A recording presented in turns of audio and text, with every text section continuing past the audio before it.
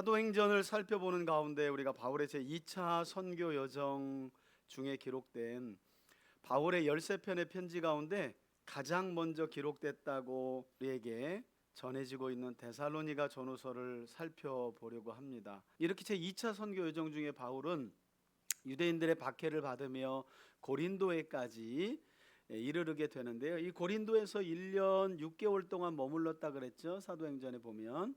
요때 이 데살로니가 지역에서 하도 유대인들의 박해가 심해서 이제 바울과 실라 또 어떤 학자들은 요 마게도냐 지역의 의사 누가를 바울이 그렇게 남겨두었다고도 이야기를 합니다. 그래서 전해지는 이야기에 의하면 의사 누가의 고향이 빌립보였다는 거예요. 그래서 그 드로아쯤에서 의사 누가를 만났는데 의사 누가가 제가 제 고향인 빌립보에 가서도 복음을 전해 주십시오. 그래서 이제 자주장사 로디아를 만나고 귀신 들린 여정을 거치고 그 성에서 나온 이후로 이제 유대인들의 박해 때문에 바울이 고린도에 도착하게 되고 이 고린도에서 마게도냐의 지역에 남겨두었던 바울과 실라 그리고 이제 전해지는 이야기에 따르면 의사 누가를 남겨두었는데 특별히 바울 실라와 디모데로부터 바울이 고린도 지역에서 데살로니가 지역에서 복음을 전해 듣고 예수를 믿게 된 사람들의 소식을 이제 한참 후에 듣게 되어서 바울이 야 유대인들이 나도 때려 죽이려고 했는데 있는 사람들을 얼마나 박해하는지 그러나 그런 중에도 335 가정교회에 모여서 믿음의 역사와 사랑의 수고와 소망의 인내로 복음을 받아들이고 또 하나님을 예수를 붙들고 하나님을 예배하는 그런 상황에 대한 바울이 이야기를 듣고 이제 바울이 편지를 쓰게 된 거죠. 그게 이제 데살로니가 전서입니다. 앞에 보시면 데살로니가 전서를 한눈에 정리한 내용이 나오죠.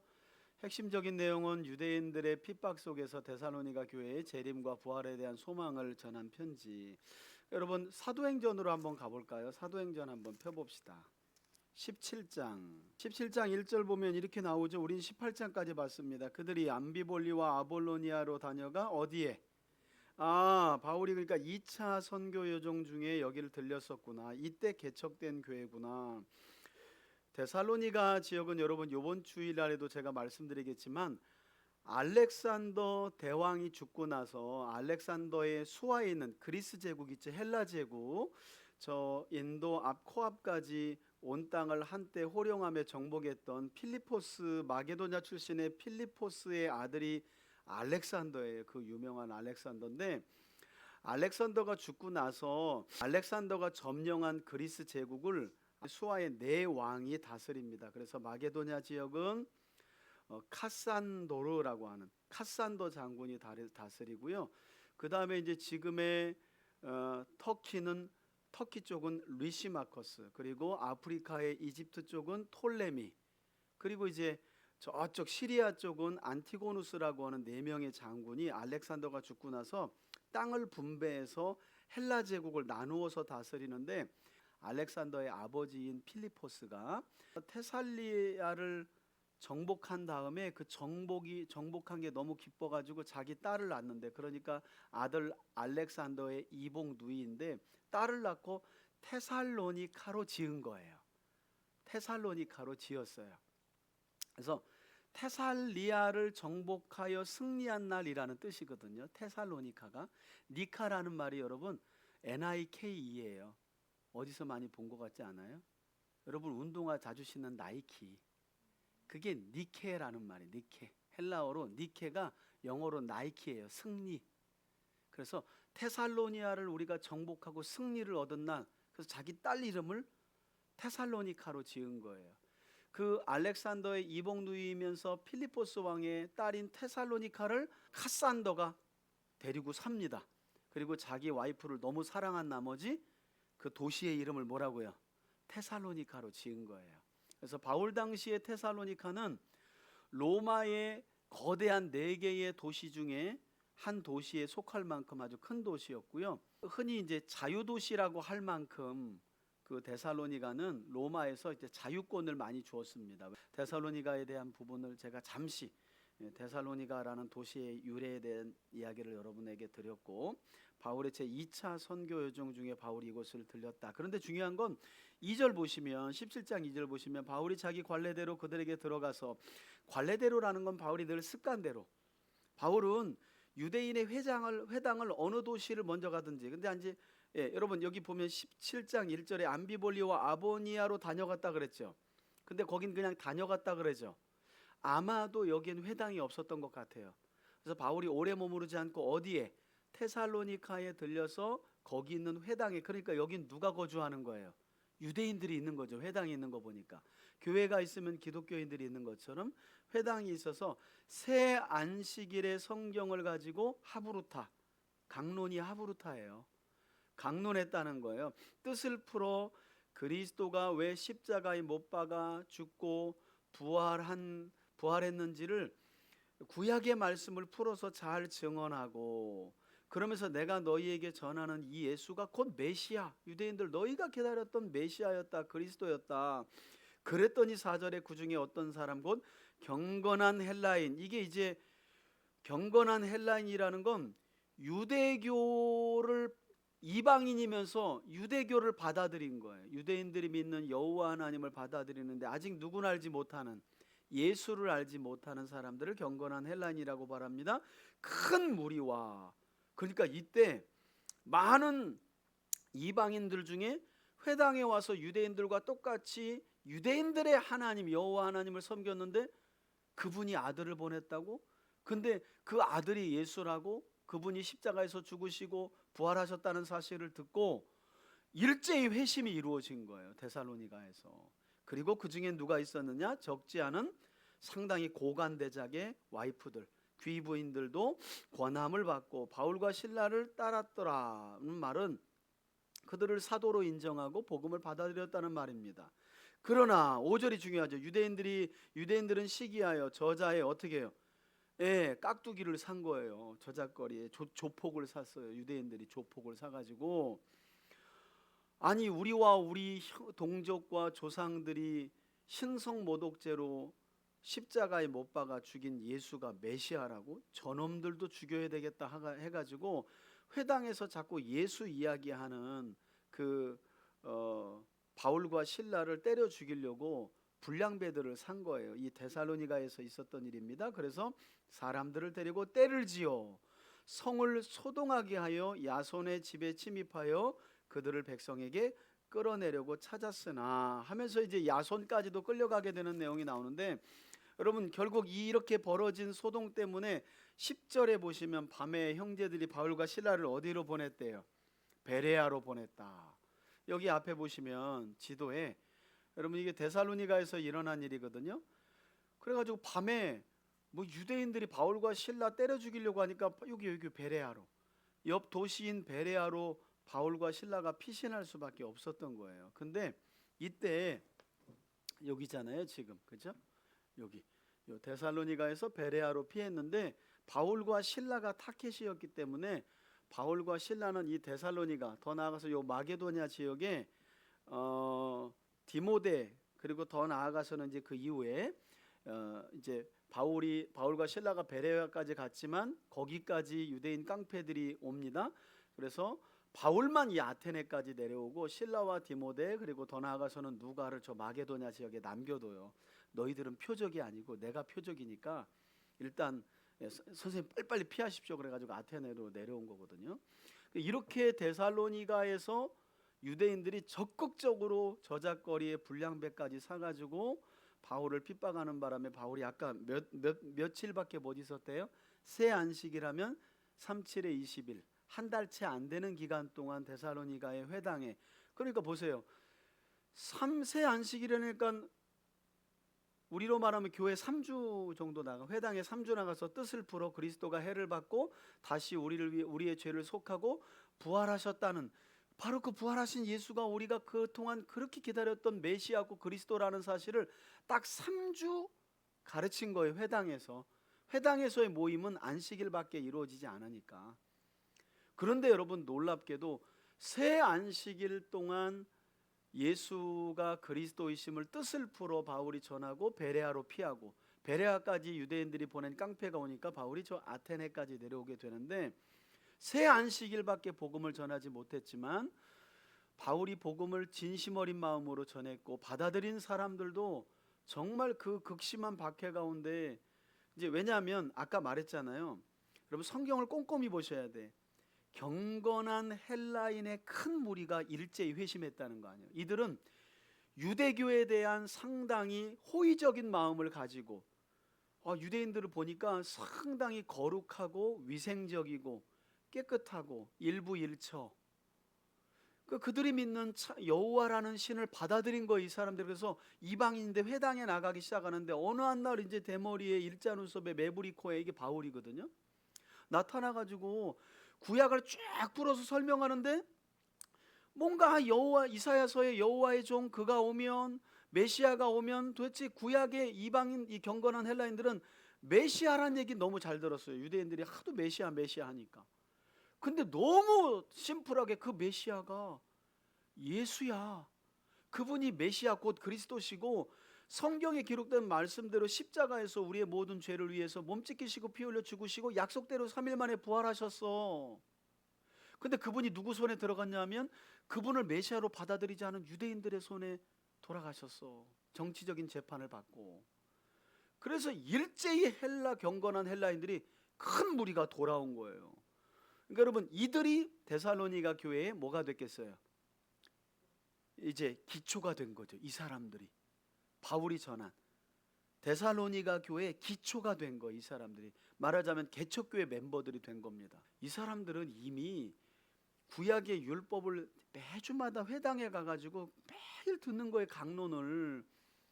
그러면서 이제 유대인들의 강론의 끝은 뭐예요? 메시아가 오면 그 메시아가 오면을 그렇게 들었는데, 어머나, 메시아가 왔다네? 근데 유대인들의 손에 의해 죽었다네? 그리고 메시아가 부활했다는 거예요. 그리고 내가 그 메시아를, 여러분, 바울이 회당에서 전할 때 바울은 이랬더라 저랬더라 하는 카더라 통신이 아니에요. 왜냐하면 사도행전 9장에서 다메섹 도상에서 바울은 뭐 한 사람이에요? 부활하신 예수님을 만난 사람이에요. 내가 그 목격자다. 다 끝난 거예요. 내가 그 증인이고 목격자다. 그러니까 많은 사람들이, 특별히 경건한 헬라인의 무리가 예수를 메시아로 받아들이고 회심한 거죠. 그러니까 이 사람들이, 여러분, 쉽게 안 떠나요. 이제 메시아를 만났는데 우리처럼 절대 누가 때려 죽이는 안 있어도 예수님 못 떠나듯이 그 사람들도. 그런데 여러분, 그러다 보니까 바울을 핍박했던 동일한 유대인들의 핍박이 누구에게? 회심한 그들에게 가해지는 거예요.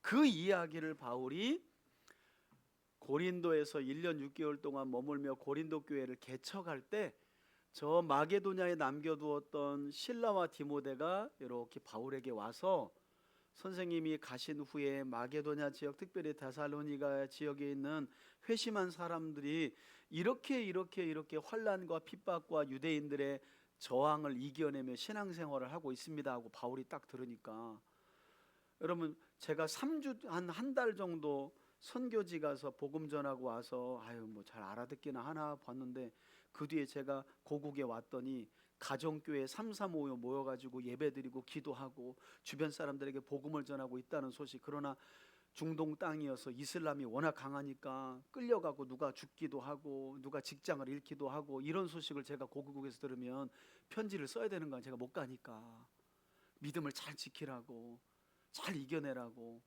그러다 보니까 어떤 부분을 강조해요? 주님 멀지 않아 오신다. 여러분, 우리나라 처음에 선교사님들이 왔을 때 우리나라에도 선교사님들이 그 메시지를 많이 전했습니다. 재림의 예수. 왜냐하면 너무 가난하고 너무 없이 살고 너무 많이 아프고, 자식을 열을 낳으면 4명에서 6명이 그냥 죽어나갔어요, 그 당시에는. 그러니까 그 고통과 힘든 삶 속에서 기독교인들이 위로받을 수 있는 건 다시 오실 예수님이에요. 그래서 바울도 그런 상황 중에 재림에 대한 이야기를 데살로니가전서 5장에서 재림, 다시 오실 주님, 주의 날에 매장마다 재림을 놓았어요. 위로하려고. 근데 이 편지를 받는 이들이 아직은 성숙하지 못했고 중간에 또 누가 장난을 쳐요.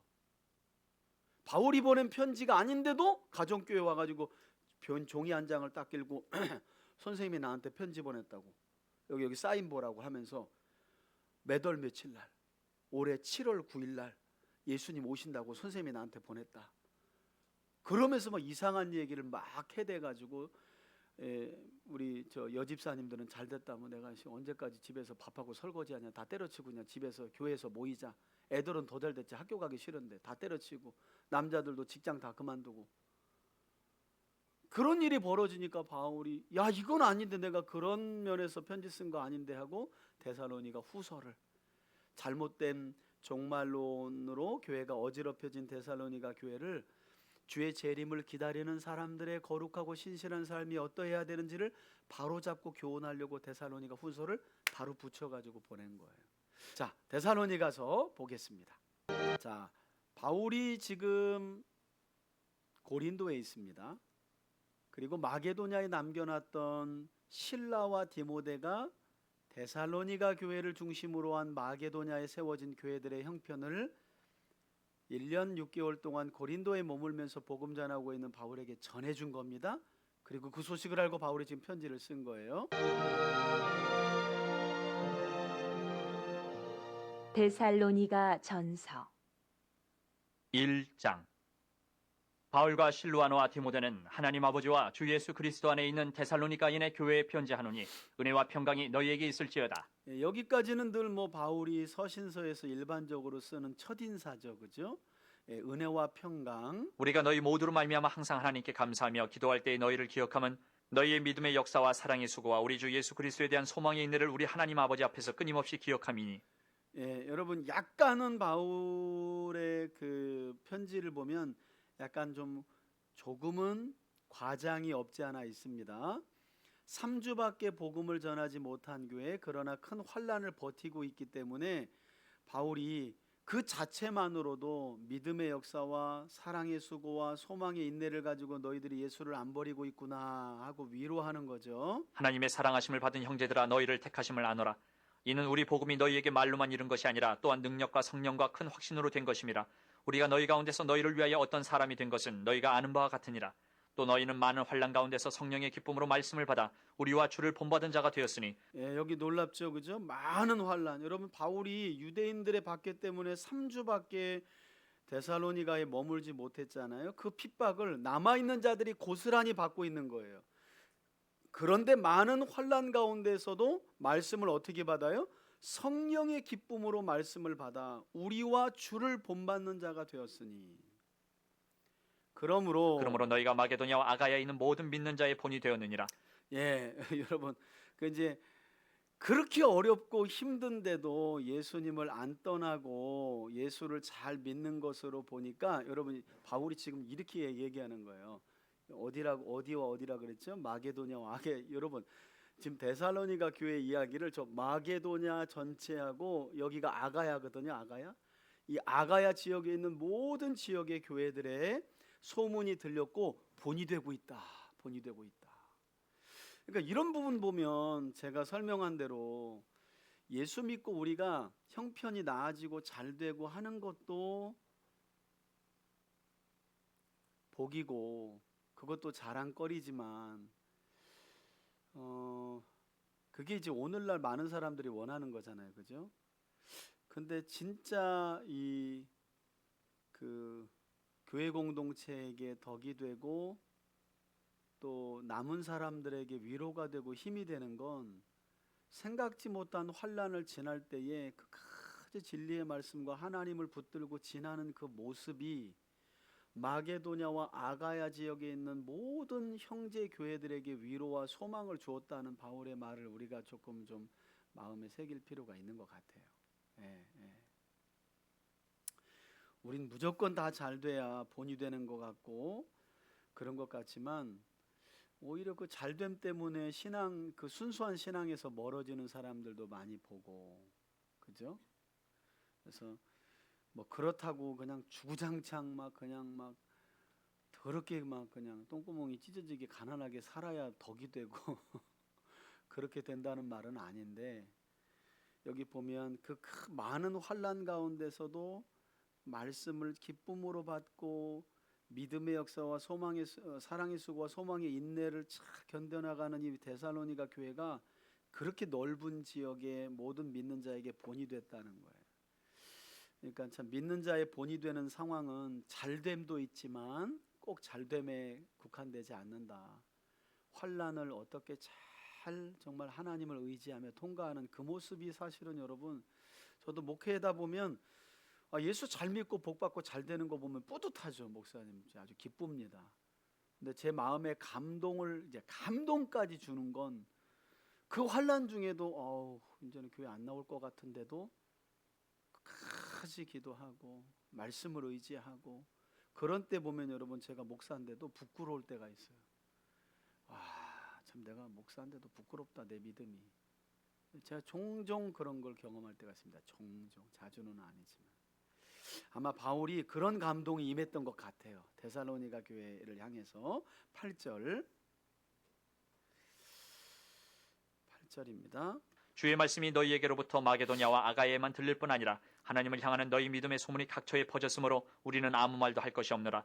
그들이 우리에 대하여 스스로 말하기를 우리가 어떻게 너희 가운데 들어갔는지와 너희가 어떻게 우상을 버리고 하나님께로 돌아와서 살아계시고 참되신 하나님을 섬기는지와 또 죽은 자들 가운데서 다시 살리신 그의 아들이 하늘로부터 강림하실 것을 너희가 어떻게 기다리는지를 말하니 이는 장래에 노하심에서 우리를 건지시는 예수시니라. 아멘.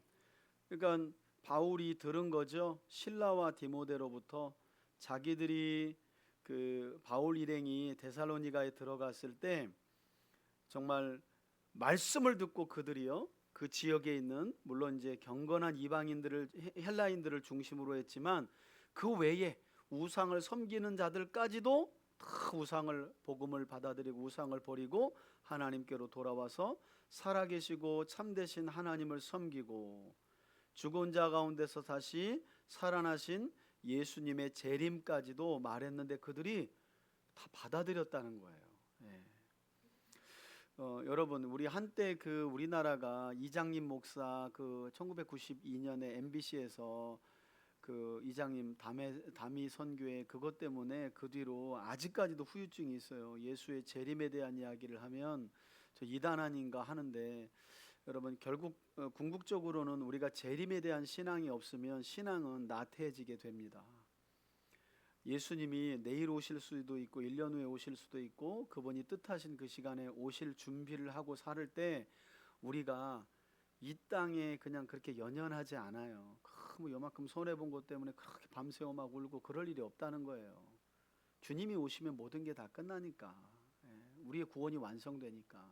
그래서 사실은 바울이 그런 차원에서 유대인들의 그 극심한 핍박, 그 환난 그러나 그 가운데서도 믿음을 지키니까 얼마나 이뻤겠어요. 데살로니가 교회가 여러분 제 목회하다 보면 이런 성도의 이야기가 아까 말씀드렸잖아요. 제가 목회하는 보람을 막 일으키고요. 나도 죽어야지 막. 나도 교회를 위해서 죽어야지. 성도도 저렇게 하는데. 아마도 데살로니가 교회의 이야기는 바울로 하여금 그냥 순교의 길로 곧장 가도록 아마 동력을 제공했을 거예요. 그래. 내가 3주밖에 못 전한 복음을 듣고도 이렇게 환난을 지나며 믿음의 역사와 사랑의 수고와 소망의 인내를 가지고 믿음을 지켜가 나가는 너희들이 있다면 내가 어디에 내 목숨을 내놓지 못하겠는가. 아마 그랬을 거예요. 자, 2장입니다. 님의 복음을 전하였노라. 2장. 왜 오늘따라 이상한. 2장. 형제들아 우리가 너희 가운데 들어간 것이 헛되지 않은 줄을 너희가 친히 아나니 너희가 아는 바와 같이 우리가 먼저 빌립보에서 고난과 능욕을 당하였으나 그 귀신 들린 여종 그거 고친 것 때문에 감옥에 갔었잖아요. 그 얘기 하는 거예요. 우리 하나님을 힘입어 많은 싸움 중에 하나님의 복음을 너희에게 전하였노라. 여러분 바울이 이런 얘기죠. 많은 싸움 중에 유대인들이 저작거리에 불량배를 사가지고 때려 죽이려고 암살하려고 한 일이 한두 번이 아니에요. 그래도 바울이 여러분 3주를 버텼어요. 3주를 버티고 데살로니가에서 복음을 전했던 거거든요. 그걸 많은 싸움이라고 이야기하는 거예요. 우리의 권면은 간사함이나 부정에서 난 것이 아니요 속임수로 하는 것도 아니라 오직 하나님께 옳게 여기심을 입어 복음을 위탁받았으니 우리가 이와 같이 말함은 사람을 기쁘게 하려 함이 아니요 오직 우리 마음을 감찰하시는 하나님을 기쁘시게 하려 함이라. 아멘. 너희도 알거니와 우리가 아무 때에도 아첨하는 말이나 탐심에 탈을 쓰지 아니한 것을 하나님이 증언하시느니라. 예, 욕심을 채우기 위한 거짓 행동을 하지 않았다는 말이에요. 데살로니가에서 3주 동안 복음을 전할 때. 또한 우리는 너희에게서든지 다른 이에게서든지 사람에게서는 영광을 구하지 아니하였노라. 우리는 그리스도의 사도로서 마땅히 권위를 주장할 수 있으나 도리어 너희 가운데서 유순한 자가 되어 유모가 자기 자녀를 기름과 같이 하였으니. 예, 여러분 이게 참 대단하죠. 그죠? 바울이 데살로니가 지역에서 유대인들의 극렬한 핍박을 받으면서도 데살로니가 지역에 있는 사람들에게 어떤 모습으로 복음을 전했느냐? 엄마가 자녀를 기름과 같이, 유모가 자기 자녀를 기름과 같이 유순한 자가 되어서 그렇게 가르쳤다. 권위를 주장하지 않았다는 거죠. 우리가 이같이 너희를 사모하여 하나님의 복음뿐 아니라 우리의 목숨까지도 너희에게 주기를 기뻐함은 너희가 우리의 사랑하는 자 됨이라. 아멘. 형제들아 우리의 수고와 애쓴 것을 너희가 기억하리니 너희 아무에게도 폐를 끼치지 아니하려고 밤낮으로 일하면서 너희에게 하나님의 복음을 전하였노라. 예, 밤낮 일하면서 너희에게 하나님의 복음을 전했다. 사도로서 이방인의 사도로서의 권위가 있지만 내가 사도인데 뭐 식사 대접해 뭐 하고 이러지 않았다는 거예요. 그냥 바울은 밤낮 일하면서 본을 보이면서 복음을 전했다. 우리가 너희 믿는 자들 향하여 어떻게 거룩하고 옳고 흠없이 행하였는지에 대하여 너희가 증인이요 하나님도 그러하시도다. 너희도 아는 바와 같이 우리가 너희 각 사람에게 아버지가 자기 자녀에게 하듯 권면하고 위로하고 경계하노니 이는 예, 여기 아까 유모가 자녀에게 이번에는 뭐라고요? 예, 아버지가 이렇게 얘기를 하죠. 그죠? 그러니까 바울이 그 참 힘든 상황 속에서도 데살로니가 사람들에게 정말 말씀을 진심되게 잘 전한 겁니다. 너희를 부르사 자기 나라와 영광에 이르게 하시는 하나님께 합당히 행하게 하려 함이라. 이러므로 우리가 하나님께 끊임없이 감사함은 너희가 우리에게 들은 바 하나님의 말씀을 받을 때에 사람의 말로 받지 아니하고 하나님의 말씀으로 받음이니 진실로 그러하도다. 이 말씀이 또한 너희 믿는 자 가운데에서 역사하느니라. 예, 여러분 말씀의 역사는 어떻게 이루어진다고요? 사람의 말로 받지 않고 하나님의 말씀으로 받을 때 우리 안에 하나님의 말씀은 놀라운 믿음의 역사를 이루어가시는 줄 믿습니다. 예, 14절. 형제들아 너희가 그리스도 예수 안에서 유대에 있는 하나님의 교회들 본받은 자 되었으니 그들이 유대인들에게 고난을 받음과 같이 너희도 너희 동족에게서 동일한 고난을 받았느니라. 유대인은 주 예수와 선지자들을 죽이고 우리를 쫓아내고 하나님을 기쁘시게 하지 아니하고 모든 사람에게 대적이 되어 우리가 이방인에게 말하여 구원받게 함을 그들이 금하여 자기 죄를 항상 채움에 노하심이 끝까지 그들에게 임하였느니라. 유대인 이야기를 하는 거죠. 형제들아 우리가 잠시 너희를 떠난 것은 얼굴이요 마음은 아니니 너희 얼굴 보기를 열정으로 더욱 힘썼노라. 예, 우리가 원하지 않았다. 그런데 유대인들의 확 그냥 이 핍박이 너무 세니까 어쩔 수 없이 3주 만에 떠난 거다. 그러므로 나 바울은 한 번 두 번 너희에게 가고자 하였으나 사탄이 우리를 막았도다. 예, 3주밖에 복음을 전하지 못했으니 얼마나 바울이 아쉽겠어요. 그래서 마게도냐 지역으로 다시 갈라 그랬다는 거예요. 그런데 사탄이 막았다는 거예요. 유대인들이 얼마나 극렬하게 저항하는지 바울이 못 갔대요. 다시 그리로. 우리의 소망이나 기쁨이나 자랑의 면류관이 무엇이냐? 그가 강림하실 때 우리 주 예수 앞에 너희가 아니냐? 예. 너희는 우리의 영광이요 기쁨이니라. 아멘. 또 한 번 19절에 강림 이야기를 하죠. 그죠? 예, 환난 가운데 있는 데살로니가 교회 성도들이었기 때문에 내가 그 지역에서 너희에게 복음을 전할 때 유모가 자녀에게 아버지가 또 자녀에게 권면하듯 위로하고 경계한 거 기억나지 너희들? 그러니까 여러분 그 교회 안에서 새 가족이나 초신자를 양육할 때는 이런 마음이 우리에게 필요한 거죠. 그죠? 몇 번 가르쳤는데 못해. 여러분 그런다고 자식 내쫓고 호적에서 지우는 부모 있나요? 없습니다.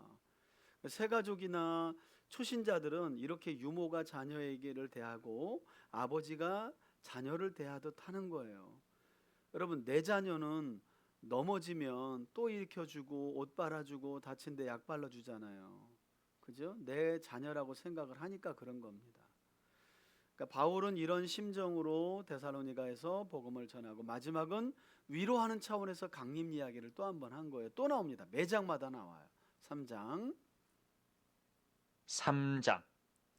이러므로 우리가 참다 못하여 우리만 아덴에 머물기를 좋게 생각하고 우리 형제 곧 그리스도의 복음을 전하는 하나님의 일꾼인 디모데를 보내노니 이는 너희를 굳건하게 하고 지금 데살로니가 편지를 데살로니가 전서를 디모데 편에 보내고 있다는 말입니다. 너희 믿음에 대하여 위로함으로 위로하기 위해서. 아무도 이 여러 환란 중에 흔들리지 않게 하려 여기 또 나오잖아요. 환란 중에 흔들리지 않는 거 참 잘하는 거다. 우리가 이것을 위하여 세움받은 줄을 너희가 친히 알리라. 우리가 너희와 함께 있을 때에 장차받을 환란을 너희에게 미리 말하였는데 과연 그렇게 된 것을 너희가 아느니라. 다행이죠. 여러분, 바울이 데살로니가에서 3주밖에 복음을 전하지 못했지만 바울이 예수 믿으면 만사형통이다. 막 사업 엄청나게 되고 매출 엄청 올라가고 애 대학 막 서울대 가고 막 이런 얘기 한 게 아니에요.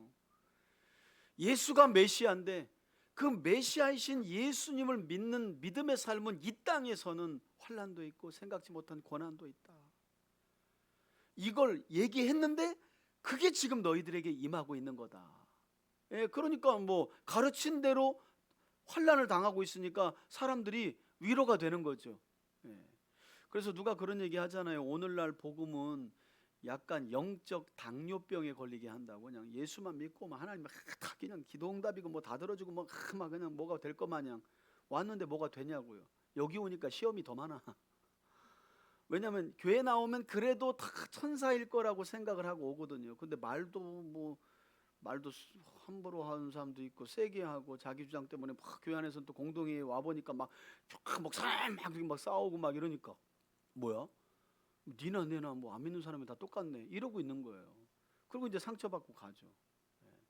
사실은 예수 믿는다고 한 번에 우리가 예수가 되는 게 아니잖아요. 성화의 과정이 있고 차츰차츰 변화되는 것이고 그런 과정이 있는 건데 이제 초신자들은 그런 생각이 없으니까. 근데 바울은 감사하게 다행히 복음을 전할 때 복음을 믿는 자들에게는 이게 주인이 바뀌는 거니까 세상의 주인이 바뀌는 거잖아요. 그 당시에 데살로니가 있는 사람들은 로마 황제 칼리굴라 또는 네로인지는 모르겠는데 어쨌든 그 사람이 주라고 했는데 그 주가 예수라고 하는 거니까 완전히 주인이 바뀌는 거잖아요. 그죠? 그러니 환란이 있을 수밖에. 자, 5절. 이러므로 나도 참다 못하여 1절에도 참다 못하여 그리고 5절에도 참다 못하여. 바울이 아주 편지를 쓰고자 했던 열망이 강했던 것 같아요. 너희 믿음을 알기 위하여 그를 보내었노니 이는 혹 시험하는 자가 너희를 시험하여 우리 수고를 헛되게 할까 함이니 지금은 디모데가 너희에게로부터 와서 너희 믿음과 사랑의 기쁜 소식을 우리에게 전하고 또 너희가 항상 우리를 잘 생각하여 우리가 너희를 간절히 보고자 함과 같이 너희도 우리를 간절히 보고자 한다 하니 그래서 바울이 여러 번 가려고 했는데 사탄이 막았다는 거예요. 이러므로 형제들아 우리가 모든 궁핍과 환난 가운데서 너희 믿음으로 말미암아 너희에게 위로를 받았노라. 그러므로 너희가 주 안에 굳게 선즉 우리가 이제는 살리라. 아멘. 우리가 우리 하나님 앞에서 너희로 말미암아 모든 기쁨으로 기뻐하니 너희를 위하여 능히 어떠한 감사로 하나님께 보답할까. 주야로 심히 간구함은 너희 얼굴을 보고 너희 믿음이 부족한 것을 보충하게 하렴이라. 맨날 기도한다는 거예요. 바울이 할 수만 있으면 내가 다시 너희를 찾아가서 얼굴을 보고 내가 그 너희들 믿음을 세우는 일을 위해서 좀 양육을 하고 싶다라는 마음을 또 밝히는 거예요. 하나님 우리 아버지와 우리 주 예수는 우리 길을 너희에게로 갈 수 있게 하시오며 또 주께서 우리가 너희를 사랑함과 같이 너희도 피차간과 모든 사람에 대한 사랑이 더욱 많아 넘치게 하사 너희 마음을 굳건하게 하시고 우리 주 예수께서 그의 모든 성도와 함께 강림하실 때 강림이 또 나오죠. 그죠? 하나님 우리 아버지 앞에서 거룩함에 흠이 없게 하시기를 원하노라. 아멘. 4장. 그러므로 형제들아 우리가 끝으로 주 예수 안에서 너희에게 구하고 권면하노니 너희가 마땅히 어떻게 행하며 하나님을 기쁘시게 할 수 있는지를 우리에게 배웠으니 곧 너희가 행하는 바라 더욱 많이 힘쓰라. 우리가 주 예수로 말미암아 너희에게 무슨 명령으로 준 것을 너희가 아느니라. 하나님의 뜻은 이것이니 너희의 거룩함이라 곧 음란을 버리고 각각 거룩함과 존귀함으로 자기의 아내 대할 줄을 알고 하나님을 모르는 이방인과 같이 세욕을 따르지 말고 이 일의 분수를 넘어서 형제를 해하지 말라. 이는 우리가 너희에게 미리 말하고 증언한 것과 같이 이 모든 일에 주께서 신원하여 주심이라. 하나님이 우리를 부르심은 부정하게 하심이 아니요 거룩하게 하심이니 그러므로 저버리는 자는 사람을 저버림이 아니요 너희에게 그의 성령을 주신 하나님을 저버림이니라. 이건 이제 당시 로마가 다스리고 있었던 데살로니가라고 하는 도시의 분위기, 문화, 분위기도 알 수 있는데요. 음행이 성행했던 것 같아. 음행이. 그래서 하나님의 뜻은 그런 음행이 아니다. 너희 몸을 거룩함으로 그리고 살아내는 거다. 주의 말씀을 따라. 그리고 거룩함과 존귀함으로 자기 안에 대할 줄을 알아라. 그러니까 벌써 이게 문화가 보이잖아요. 데살로니가 지역의 사람들의 문화가 어떠했는지. 자기 와이프와의 저기를 버리고 이 여자 저 여자 뭐 이렇게 했던 거예요. 예, 음행을. 근데 그거는 예수 믿는 사람에게는 이 문화는 합당치 않다. 하나님은 거룩함을 원한다. 이 거룩함을 저버리는 건 성령을 저버리는 것이다. 이렇게 얘기를 하는 겁니다. 형제 사랑에 관하여는 너희에게 쓸 것이 없음은 너희들 자신이 하나님의 가르치심을 받아 서로 사랑함이라. 아, 형제 사랑은 참 너희가 잘하죠. 온 마게도냐 모든 형제에 대하여 과연 이것을 행하도다. 형제들아 권하노니 더욱 그렇게 행하고 또 너희에게 명한 것 같이 조용히 자기 일을 하고 너희 손으로 일하기를 힘쓰라. 이는 외인에 대하여 단정히 행하고 또한 아무 궁핍함이 없게 하려 함이라. 형제들아 자는 자들에 관하여는 너희가 알지 못함을 우리가 원하지 아니하노니 이는 소망 없는 다른 이와 같이 슬퍼하지 않게 하려 함이라.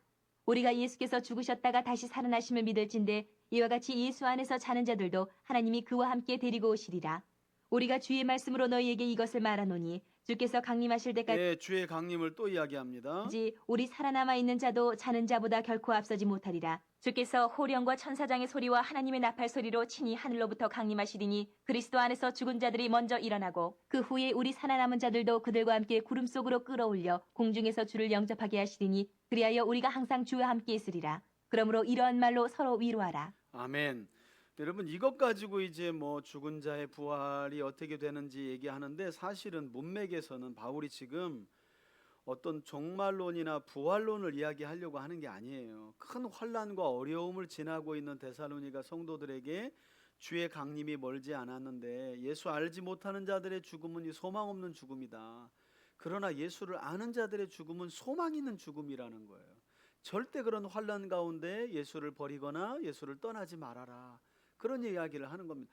죽어도 소망 있는 죽음을 맞이하는 게 낫지 예수를 저버리고 편안한 삶을 살겠다고 등지면 그 소망 없는 죽음에 이르게 된다는 거예요.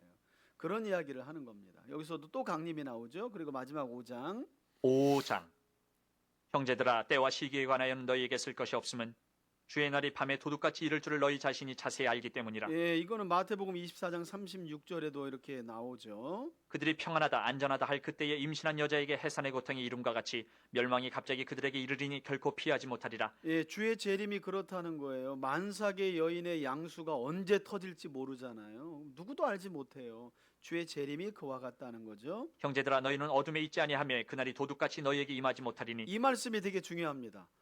그러니까 불신자들에게 예수가 메시아이시고 그분의 재림에 대해서 믿지 않는 자들에게 주님의 오심은 도적같이 오지만 여러분 보세요. 우리는 예수님이 재림할 날짜를 알아요 몰라요? 저는 알아할까요 모를까요? 아니 저는 다시 물어볼게요. 저는 여러분하고 다르잖아. 그래도 제가 성경을 꽤 알고 하는데 저는 재림의 날짜를 알까 모를까요? 당연하죠. 모르죠. 몰라요. 저나 여러분들이나 재림의 날짜를 모르나 봐보세요. 그러나 우리가 일생을 지금 현실로 말하자면 일상을 보내면서 주일날 예배드리고 말씀을 듣고 남은 시간 가서 안식을 누리고 아침 기도회를 통해서 또 수요일 말씀을 듣고 금요일 기도회를 함께 참여하며 또 여러분 개인적으로 성경 큐티를 하고 주의 말씀 안에 살아가는 삶이 그 미련한 처녀 슬기로운 처녀로 비유하자면 그 삶이 바로 기름을 준비하는 삶이라는 거예요. 그 기름은 성령이 아닙니다. 거기서 그 기름은 바로 그런 일상 속에서 주님과 주님의 약속의 말씀을 묵상하고 그 말씀을 따라 살아가는 삶이 기름을 준비하는 거예요. 그런 자들에게 날과 시와 때는 모르지만 여러분 그때도 그러잖아요. 신랑을 준비할 때 멀리서 신랑 친구들이 나팔을 부니까 신부의 들러리들이 뭐 했대요? 다 잤다는 거 아니에요. 슬기로운 처녀나 미련한 처녀나 다 잔 거예요. 잠은. 왜냐하면 때를 아무도 알지 못했어요. 그러나 누구는 혼인잔치에 들어가요? 슬기로운 처녀는. 왜? 뭐가 있으니까? 여유의 자본, 기름이 있으니까. 그 기름이 뭐라고요? 일상에서 이렇게 말씀과 함께 가고 성도들과 교제하고 함께 기도하고 하나님의 뜻을 위해서 살아가는 이게 기름을 준비하는 거예요. 그런 사람들에게 날과 시는 모르나 언제 어떻게 오더라도 그때가 우리가 잠든 때라면 일어나서 주님과 함께 들어가는 거예요. 어린 양의 혼인잔치에. 예, 그러니까 제가 한 3번 물어봤는데 안 넘어오시네. 보통은 이렇게 3번 물어보면 점점점 소리가 들어가는데 더 커졌어. 모르죠. 목사님도 모르죠. 이건 여러분들이 신앙생활을 잘하고 있다는 거예요. 예. 아무도 몰라요. 근데 여러분 저는 자면서 내일 주님 오면 어떡하지? 내일 모레 뭐 누가 뭐 노스트라다무스가 한때 막 언제 종말이 온다는데 어떡하지? 저는 일도 걱정이 안 돼요. 오늘 오나 1년 뒤에 오나 주님이 오나, 왜냐면 제가 늘 주님과 함께 살고 있기 때문에 부족하고 연약하지만 연약함이 발견할 때는 회개하고 자백하고 그리스도 예수의 보혈을 힘입어 다시 정결함을 받고 일어나서 성령과 함께 살아가는 늘 그 삶이 사니까 깨진 그릇과 같은 삶이지만, 그러니까 내일 와도 1년 뒤에 와도 여러분 기도원에 가가지고 주여 재림이 올 때도 담대한 믿음으로 살게 하시고 이렇게 한다고 여러분 가서 3일 동안 금식하며 기도해봐요. 그렇게 내려온다고 담대함이 생기는 게 아닙니다. 기름은 지금 여러분들이 이 시간이 뭐 하는 거예요? 기름. 그리고 그 은혜 받은 마음으로 직장에 가요, 가정에 가요, 어떤 일을 해요. 성실하고 정직하고 주께서 맡기신 일을 하는 것처럼 그게 다 뭐가 준비되는 거예요? 기름. 기름이 어떻게 교회 안에서만 준비가 돼요? 말이 안 되지. 그것도 이단이지. 모든 시간들이, 모든 일상들이, 심지어는 잘 때 저는 우리 아내가 알아요. 주님, 오늘도 제 영혼을 주님께 맡깁니다. 저와 함께하여 주옵소서 하고 저는 자요. 항상 제가 고백으로 우리 아내하고 자면 예수님, 제 영혼을 주님께 맡깁니다. 예수님의 이름으로 기도합니다 하고 자요. 그럼 저는 자는 동안에도 뭘 준비해? 기름을. 제 뒤에 기름 보이시나요? 지금 원유값 많이 올라갔는데 저는 걱정이 없어. 기름이 좀 만땅이야. 그러니까 여러분, 이게 기름입니다. 어디 가서 여기 오세요, 여기 한 번에 원유 살 수 있습니다. 그거 다 거짓 선지자들입니다. 다 거짓말이에요. 잠깐의 어떤 체험으로 반짝할 수 있겠지만 그 기름으로는 멀리 못 가요. 저도 그 기름으로 한동안 달려봤어요. 그리고 그 기름 어디서 살 수 없나 막 돌아다녀 봤고 그 기름으로 못 가요. 기름은 그런 거 아니에요. 자, 그래서 도둑같이 너희에게는 임하지 못하리니 그런 거예요. 절대 믿는 자들에게는 주의 재림이 날과 때만 모르지 오실 주님 오셨구나. 네, 그렇게 될 수밖에 없는 거예요. 5절. 너희는 다 빛의 아들이요 낮의 아들이라. 우리가 밤이나 어둠에 속하지 아니하나니 그러므로 우리는 다른 이들과 같이 자지 말고 오직 깨어 정신을 차릴지라.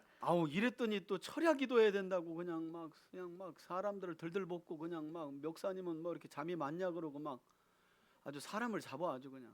여러분, 여기서 깨어 정신 차려라, 예수님도 깨어 있으라는 말은 잠자지 말란 말이 아니잖아요.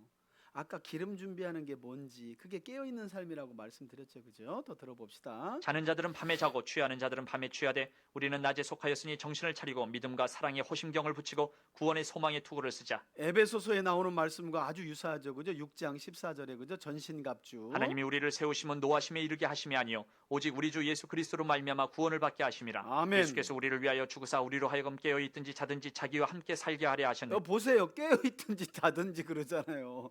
그러니까 편히 주무세요. 여러분 빼놓고 주님이 어디 안 가십니다. 그러므로 피차 권면하고 서로 덕을 세우기를 너희가 하는 것 같이 하라. 이제 마지막으로 중요한 말씀. 형제들아, 우리가 너희에게 구하노니 너희 가운데서 수고하고 주 안에서 너희를 다스리며 권하는 자들을 너희가 알고. 권하는 자들을 너희가 알고라는 말은 말씀을 가르치는 목사님, 교회 안의 지도자들을 존경하고라는 말입니다. 그들의 역사로 말미암아 사랑 안에서 가장 귀히 여기며 너희끼리 화목하라. 예, 너희끼리 서로 화목하라. 또 형제들아, 너희를 권면하노니 게으른 자들을 견계하며 마음. 이게 데살로니가 교회, 이제 데살로니가 후서에도 나오는데요. 데살로니가 지역에는 그 게으른 자들이 많았던 것 같아요. 이런 핑계 저런 핑계 대면서 그 자꾸 남한테 신세지는 거. 그래서 여러분, 데살로니가 전후서를 보면 특별히 후서에 가서요, 마지막 3장에 가면 제발 좀 남의 신세지는 거 부끄러워하라고 이런 얘기해요. 예수 믿는 사람이 그럼 되겠냐?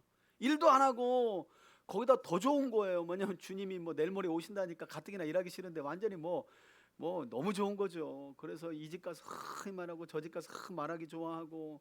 제발 그러지 마. 내일 주님이 와도 한 그루의 사과나무를 심어 성실하고 정직해야 된다. 게으르지 말아라는 이야기를 데살로니가 후서 다음 주에 볼 건데 가면 더 많이 이야기합니다. 약한 자들을 격려하고 힘이 없는 자들을 붙들어주며 모든 사람에게 오래 참으라. 모든 사람에게 오래 참으라. 누가 누구에게든지 악으로 악을 갚지 말게 하고 서로 대하든지 모든 사람을 대하든지 항상 선을 따르라. 항상 기뻐하라. 여러분, 여기 보시면 우리가 암송하는 항상 암송 구절은 어디서부터 시작돼요? 예, 항상 기뻐하라, 쉬지 말고 기도하라, 범사에 감사하라잖아요. 사실은 여러분 문맥이 12절, 13절부터 쭉 나오는 겁니다. 12절부터 너희를 다스리며 가르치는 자들을 존경하고부터가 사실 다 이어지는 거예요. 근데 우리 3절만 얘기하잖아요. 항상 선을 따르라. 이것도 계명이에요. 항상 선을 따르라. 그리고 항상 기뻐하라. 그리고 쉬지 말고 기도하라. 범사에 감사하라. 이것이 그리스도 예수 안에서 너희를 향하신 하나님의 뜻이니라. 이게 여기까지 또 하나님의 뜻이래. 그 뒤에도 나옵니다. 성령을 소멸하지 말며 예언을 멸시하지 말고 성경 멸시하지 말라는 거예요. 하나님 말씀 터부시하지 말라는 거예요. 범사에 헤아려 좋은 것을 취하고 악은 어떤 모양이라도 버리라. 아멘. 평강의 하나님이 친히 너희를 온전히 거룩하게 하시고 또 너희의 온 영과 혼과 몸이 우리 주 예수 그리스도께서 강림하실 때에 여기 흠없게 재림 또 보존되기를 나오죠? 원하노라. 너희를 부르시는 이는 미쁘시니 그가 또한 이루시리라. 형제들아 우리를 위하여 기도하라. 거룩하게 입맞춤으로 모든 형제에게 문안하라. 내가 주를 힘입어 너희를 명하노니 모든 형제에게 이 편지를 읽어주라. 우리 주 예수 그리스도의 은혜가 너희에게 있을지어다. 아멘. 우리 첫 번째로 데살로니가 전서에 들은 말씀을 붙들고 기도할 때 첫 번째 기도 제목입니다. 사도 바울은 데살로니가 교회가 많은 환난 중에도 성령의 기쁨으로 하나님의 말씀을 받아 믿음의 역사, 사랑의 수고, 소망의 인내를 이루었다고 칭찬하였습니다. 우리 시간 기도할 때 하나님, 삶의 어떤 어려움을 만났을지라도 성령 안에서 기쁨으로 말씀을 받게 하시고, 여러분 이게 중요합니다. 시험은 어디로부터 옵니까? 하나님의 사람들이 하나님의 말씀을 받지 못할 때부터, 이미 그때부터 시험은 시작된 겁니다. 삶에 큰 문제가 온 겁니다. 큰 역경을 지나면서도 데살로니가 교회가 버텨냈던 이유가 뭐예요? 환난 중에도 성령의 기쁨으로 하나님의 말씀을 받되 사람의 말로 받지 않고 바울의 말로 받지 않고 하나님의 말씀으로 받았다는 거예요. 우리 시간 기도할 때 그렇게 주의 말씀을 데살로니가 교인처럼 하나님의 말씀으로 받게 하시고, 주의 말씀이 아는 것으로 끝나는 것이 아니라 우리의 삶을 통해 믿음의 역사, 사랑의 수고, 소망의 인내의 결실을 이루는 우리와 우리 가정과 교회 공동체가 되게 해달라고 우리 주여 한번 부르며 간절하게 기도합시다. 주여, 할렐루야. 살아계신 아버지 하나님 감사합니다. 3주밖에 복음을 전하지 못한 채 유대인들의 격렬한 저항과 핍박을 받았던 데살로니가 지역에 있는 성도들, 그러나 그들은 바울이 전한 복음을 사람의 말로 받지 아니하고 하나님의 말씀으로 받았을 뿐만 아니라 성령의 기쁨으로 복음의 말씀을 받아 믿음의 역사와 사랑의 수고와 어려움 중에도 소망의 인내를 가지고 하나님 복음을 믿고 확신하며 믿음 안에서의 삶을 다시 오실 주님을 기대하며 살아간 줄 믿습니다. 주님, 어떤 어려움이 우리의 마음을 낙심케 하고 어떤 어려운 상황과 환난이 우리의 마음을 낙심시킬지 우리는 알지 못하나 그때에도 성령의 기쁨으로 주의 말씀을 의지하는 믿음을 우리에게 더하여 주시옵소서. 주님, 말씀을 듣지 못하는 것 자체가 이미 시험의 시작임을 알게 하여 주시고 성령의 기쁨으로 진리의 말씀을 받게 하옵소서. 성령의 기쁨으로 하나님의 말씀을 받게 하여 주옵소서. 개인적으로 하나님의 말씀을 읽을 때에도 아침의 시간, 또 각종 예배와 모임 시간, 하나님의 말씀을 성령의 기쁨으로 받을 때에, 사람의 말로 받지 아니할 때에 하나님은 우리가 듣고 믿고 확신한 바를 따라 기도하는 약속의 말씀을 통하여 놀라운 구원의 역사와 성령의 역사를 우리 삶에 베풀어 주실 줄 믿습니다. 아버지 하나님, 우리도 성령의 기쁨으로 주의 말씀을 받게 하여 주시고 우리의 삶의 믿음의 역사와 사랑의 수고와 소망의 인내를 말씀을 지켜 순종하는 우리 삶을 통해 열매 맺게 하여 주시옵소서. 하나님, 단순한 지식으로 끝나지 않게 하여 주시고 내 삶의 믿음의 역사가 드러나게 하시고 내 삶의 사랑의 수고가 드러나게 하시고 내 삶의 환난 중에 인내가 드러날 수 있도록 주여 도와주옵소서. 주여, 우리를 불쌍히 여겨 주옵소서. 우리를 긍휼히 여겨 주옵소서. 긍휼히 여겨 주옵소서. 아멘. 두 번째 기도 제목입니다. 바울은 많은 환난을 겪고 있었던 데살로니가 교회 성도들을 위로하기 위해 주의 강림꾼 곧 예수님의 재림에 관한 약속을 여러 차례 각 장마다 들려주었습니다. 우리 시간 기도할 때 하나님, 환난과 어려운 삶의 여정 속에서 다시 오실 예수님을 믿고 확신하는 믿음을 잃지 않게 하시고 성령 안에서 말씀과 기도로 항상 깨어있는 삶을 살아가는 우리와 우리 가정과 교회가 되게 해달라고 주여 한번 부르며 간절히 기도합시다. 주여, 할렐루야. 살아계신 아버지 하나님, 사도 바울은 환난을 지나는 데살로니가 교회 성도들을 위로하고 소망을 주기 위해 다시 오실 주님에 대한 말씀과 약속을 전해주었습니다. 주님, 우리는 일상과 남은 삶을 보내며 다시 오실 주님을 인지하고 살아가고 있는지요?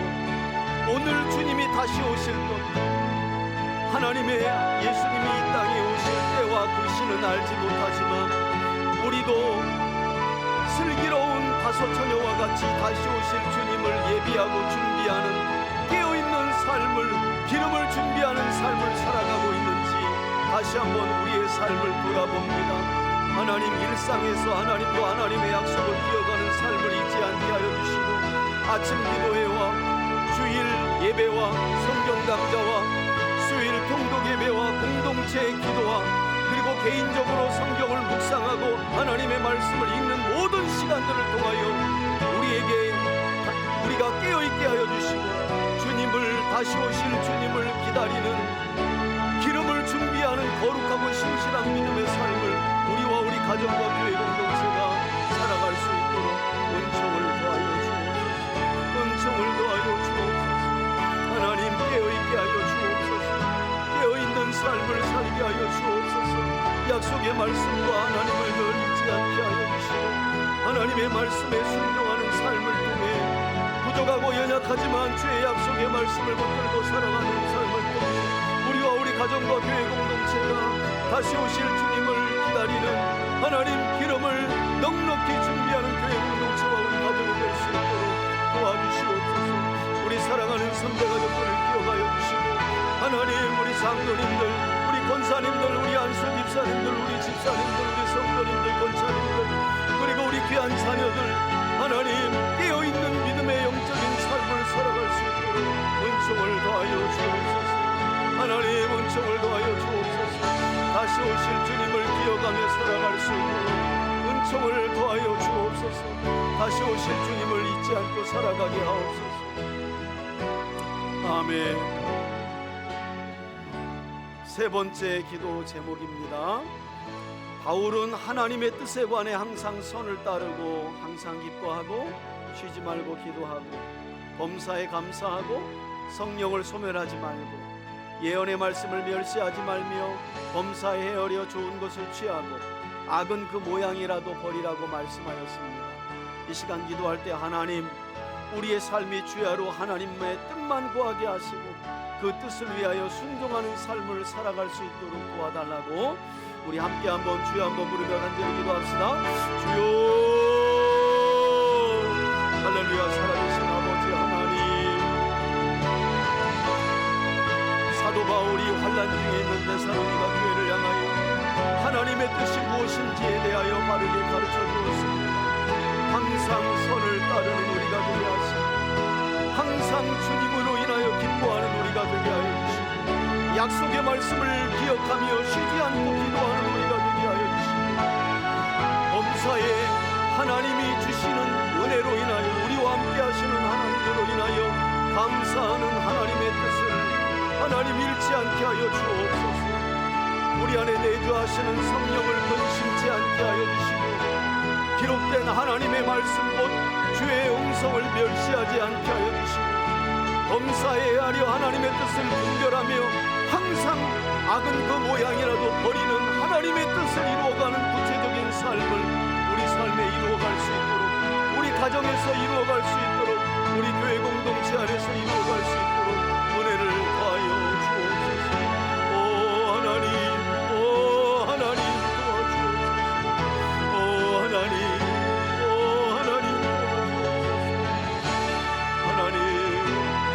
말세에 하나님의 뜻이 무엇인지 우리에게 분명하게 가르쳐 주셨사오니 그 뜻을 이루며 살아가는 우리가 되게 하여 주옵소서. 그 뜻을 이루어가며 살아가는 하나님 우리가 되게 하여 주옵소서. 항상 선을 행하고 항상 기뻐하고 쉬지 않고 기도하고 범사에 하려 좋은 것을 취하고 택하고 성령을 멸시하지 않고 예언을 수놓지 않는 그런 믿음의 삶을 살아갈 수 있도록 주님 하나님의 뜻에 온전히 순복하여 살아가는 우리와 우리 교회와 교회 공동체가 될 수 있도록 주여 자비를 베풀어 주옵소서. 자비를 베풀어 주옵소서.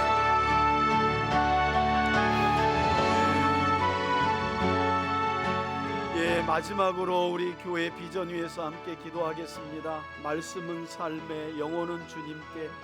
예, 이미 약속의 말씀과 비전이 여러분과 여러분 가정과 우리 교회 공동체 안에 또 온전한 순종을 통해서 있기를 바라고, 또 그 밖에도 질병으로 고통 중에 있는 환우들이 있습니다. 또 여러분 개인적인 기도 제목들도 있을 텐데 우리 잠시 우리 기도하고 제가 축도로 마치겠습니다. 우리 다 함께 주여 한번 부르며 기도합시다.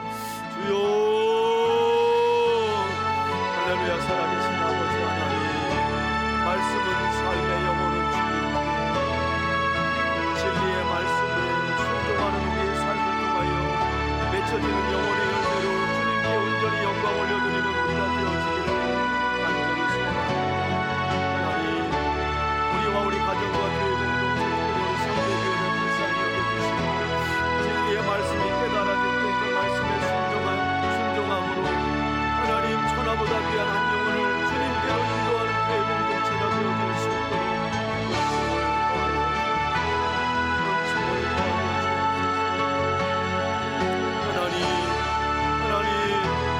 말씀은 내 삶의 영혼의 열매는 주님께 올려드리는 우리와 우리 가정과 교회 공동체가 되게 하여 주시고, 특별히 아버지 하나님, 사랑하는 우리 교우들의 가정을 기억하여 주시고 복음의 충만한 역사와 자녀들의 앞길에도 하나님께서 함께 하시고 특별히 믿음의 회복의 은혜를 허락하여 주시기를 간구합니다. 사랑하는 성도들의 가정 위에도 은혜와 평강이 넘치게 하여 주시고, 특별히 질병의 고통으로 어려움 중에 있는 환우들에게 하나님께서 치유와 권능으로 함께하여 주시기를 원합니다.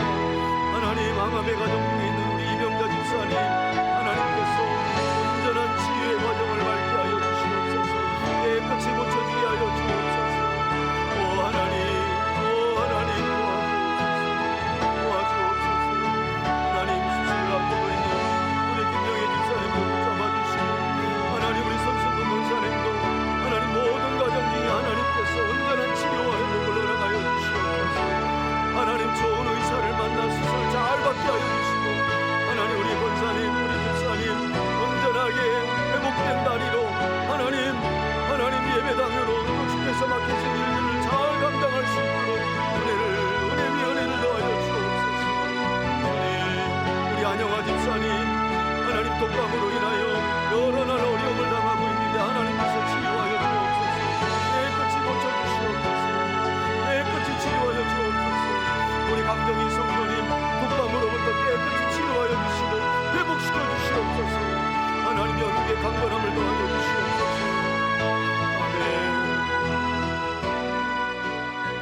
아멘.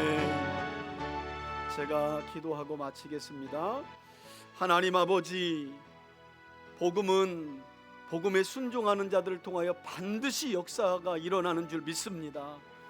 3주밖에 복음을 듣지 못했지만 성령의 기쁨으로 주의 말씀을 들었던 데살로니가 교회, 바울이 전하는 말씀을 사람이 전하는 말씀이 아니라 하나님의 음성으로 들었던 데살로니가 교회는 그 극심한 환난 중에도 믿음의 역사와 사랑의 수고와 소망의 인내를 가지고 많은 지역의 교회들에게 도전과 위로와 소망을 준 줄 믿습니다. 우리 3대 교회가 이 시대에 또 다른 데살로니가 교회로서의 모습을 갖추어 가길 원합니다. 이웃교회들에게 위로와 소망을 주게 하시고 환난과 어려움을 지나는 교회들에게 소망을 주는 교회가 될 수 있도록 인도하여 주옵소서. 그러기 위하여 우리 사랑하는 성도들의 가정에 하나님의 은혜와 평강이 충만하길 원합니다. 환난의 시간을 지나는 가정들이 있습니까? 하나님, 주님이 도와주시고 함께 하시고 하나님의 권능으로 역사하여 주셔서 어려움을 잘 지날 수 있도록 도와주시고, 그 아름다운 믿음과 그 이야기들이 교회 공동체 안에 위로와 소망과 힘과 능력이 될 수 있도록 함께하여 주옵소서. 질병 가운데 어려움을 당하고 있는 환우들에게도 치료와 권능으로 함께하여 주시고, 특별히 무릎 수술을 앞두고 있는 우리 김영애 집사님, 또 우리 손승근 권사님에게도 하나님께서 좋은 의사를 만나고 온전한 치료와 회복을 통하여 강건한 두 다리를 얻도록 주여 인도하여 주옵소서. 하나님, 근심으로 인하여 어려움 중에 있는 분들에게 죄 대신 화관을, 근심 대신 찬송을 주시기를 간절히 소원하옵고 예수 그리스도의 이름으로 기도합니다. 아멘. 이제는 우리 주 예수 그리스도의 은혜와 하나님 아버지의 사랑과 성령의 교통하심이 오늘도 약속의 말씀을 하나님의 음성으로 받아 돌아가는 우리 교우들 머리 위에 이제로부터 영원토록 함께 계실지어다. 아멘.